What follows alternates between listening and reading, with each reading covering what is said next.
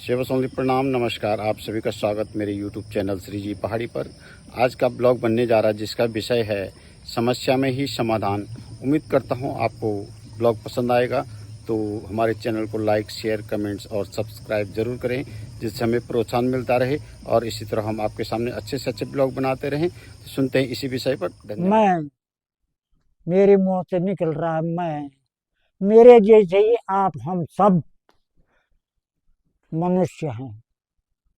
मनुष्य शब्द का अर्थ विचार करने वाला, मनन करने वाला,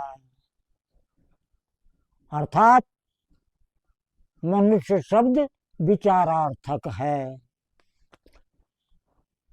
इस प्रकार इससे भी उत्तर मननशील, मनव माने विचारशील और मननशील होने से मनुष्य को मानव भी कहा गया है।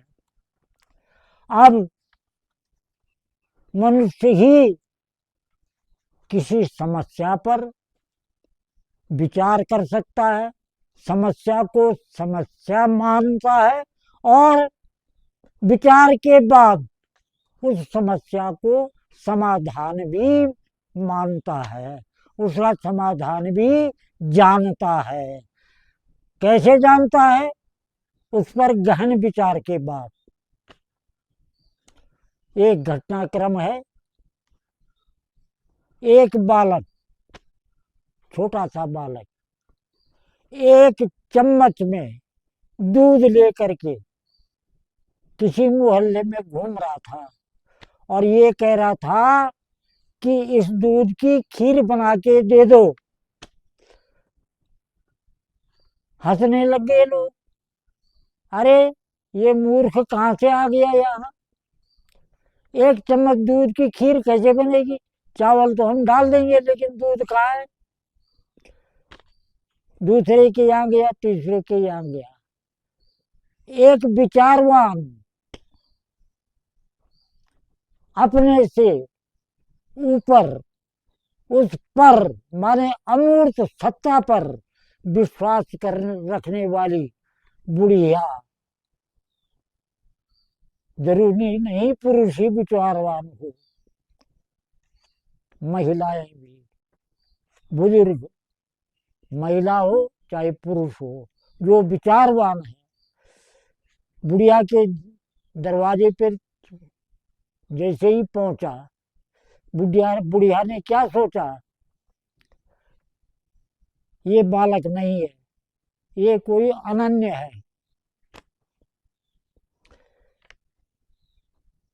समस्या तो जरूर महसूस हो रही है, लेकिन उस समस्या का समाधान भी इसी में है, अवश्य होगा।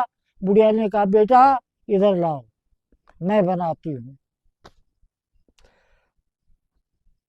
बालक ने कहा, अच्छा माँ जी आप खीर बनाओ, मैं स्नान करने जा रहा हूँ। चला गया। बुढ़िया ने खीर बनाई। बनाई माने तब बनी खीर। वो चम्मच पतीले में डाला तो पतीला भर गया दूध से। खीर कैसे नहीं बनती? बुढ़िया ने बड़ी श्रद्धा से, बड़े आस्था और विश्वास के साथ खीर बनाती। बालक जी भी आ गए। कहने का मतलब ये है कि विचार करने के बाद किसी समस्या को केवल समस्या ही नहीं मानना है, आगे भी विचार करना है कि इसका कोई समाधान है कि नहीं। ये चम्मच में दूध लेकर के फिर रहा है माने ये कोई अनन्य है, ये निश्चित है, ये समस्या नहीं।